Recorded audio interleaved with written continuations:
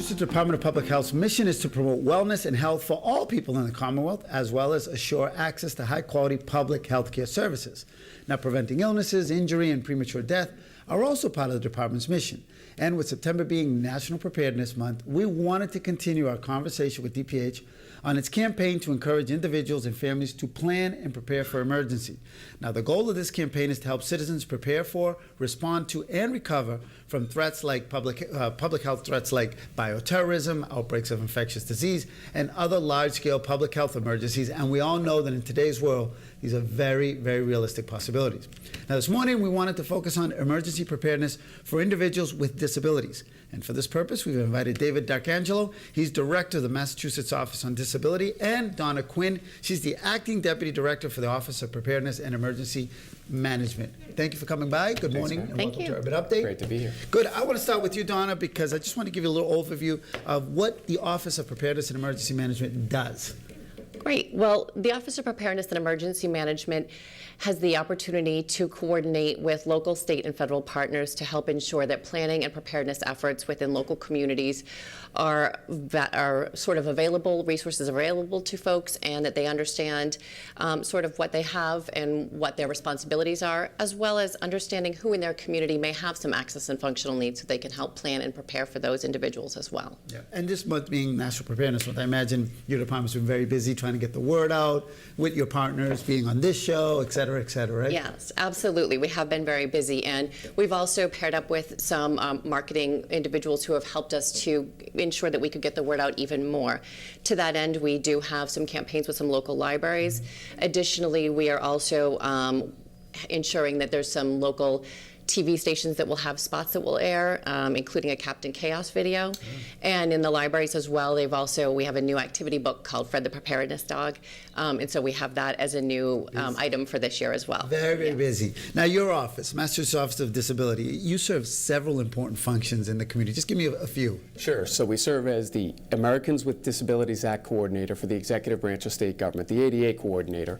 That's a big role. We also serve as technical advisor to all of the municipal commissions on disabilities across the Commonwealth, as well as partnerships with DPH, our other agencies around state government, and of course we sit on the 911 Commission, the State Emergency Response, and we run our Emergency Preparedness Bags program, which I think we're going to talk about as well. I got one of those, but before, so how have you guys been working together, right? You guys have been working together? Sure, yeah. On emergency preparedness, we have kits, and really we get together on the access and functional needs piece to really not think of people with disabilities monolithically, but rather by prevalence type. And the particular challenges that one prevalence type may have may be different from that of another prevalence type. So really to focus in on how we can best provide services for people with disabilities in the event of an emergency. Yeah, and let's get to an event of an emergency. What are some of the basic stuff that people should know about and jot down as kind of some of the priorities? Yeah, prepare, prepare, prepare. The best day to prepare is a sunny day when there's no emergency and you can set out a plan and know what you're going to need to do. So if you're a person with a disability, maybe you have a challenge with transportation on a normal day, on a typical day. So what's that going to be like in the event of an emergency? So we want to try to walk through them, and we have kits and best practices on how to go about thinking about that. Now, you guys have participated in this campaign for the last 5 years, right? Yes, we have. What's been the response, and do you think it's been an effective campaign? Oh, absolutely. It's been an effective campaign. And I think the response continues to grow. And as we have more and more events that sort of spark the need to be prepared, as we've seen with weather events recently, for sure, I think we see more and more of that in interest. And I think one of the things is, David pointed out, there's so many different things to consider. But for community members who may be working with local planners or whatnot, it's important that they have that information. So we as, partner agencies can certainly work together, but it's also our responsibility to convey that information to others at the local level so that they can help to prepare and do those things that people need to have visibility of. Yeah, the timing of you guys coming on the show is kind of, it's perfect given, what we've seen the last couple of weeks, this last week in Puerto Rico and with Hurricane Harvey and in Irma. But I want to kind of now use some props. I love props here, okay? So we're going to go with this one's kind of heavy, it's brother. It's a little heavy. Yeah, what's in here? Whoa, you're going to bring the table. So this has 4 days full of food and water for one person, 2 for 2 people, 2 days for 2 people.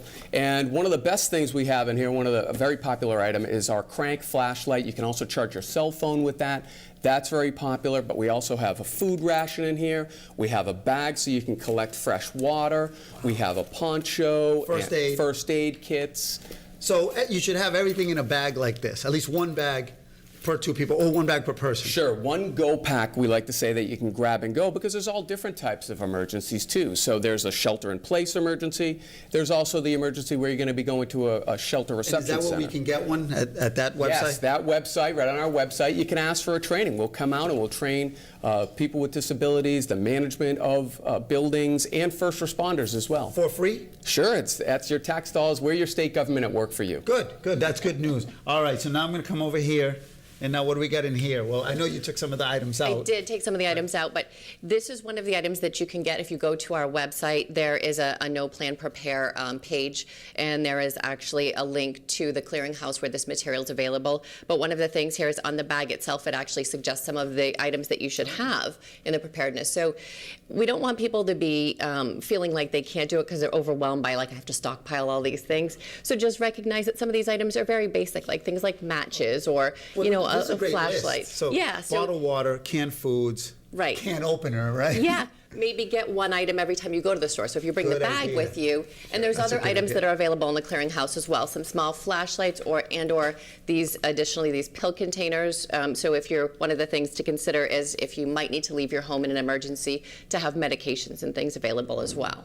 Good. Now you're holding up something over here, right? We've got our workbook too that's available on our website that helps you do things like tracking your medications, important numbers, the file of life, and really, again, it's being prepared ahead of time. That's the best time to prepare. Yeah, and again, I mean, I think all of us are thinking about that now as we watch the news and what's going on. So I would imagine that the interest in this is going to spike. I mean, not just because you're here, but what's happened over the last, I mean, when you watch that, you must be feeling for those people and saying, I hope they kind of prepared this way, right? Yes, absolutely. I mean, and it's just devastating, and you want nothing but the best, but you realize that preparing is all the more important, because no matter what you prepare for, you can't prepare for everything, but at least to have a plan gets you in place and gets you somewhere to start.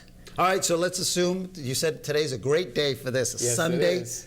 I think before the Patriots game goes Right. on, you can, how long do you think a family should kind of carve out? Half hour? Yeah, a half hour, an hour, and everybody really, it's about communication and making sure that everybody knows here's the rally point where we're going to meet in the event of an emergency. Okay, go over that, because, you know, I was talking about it with my daughter, right?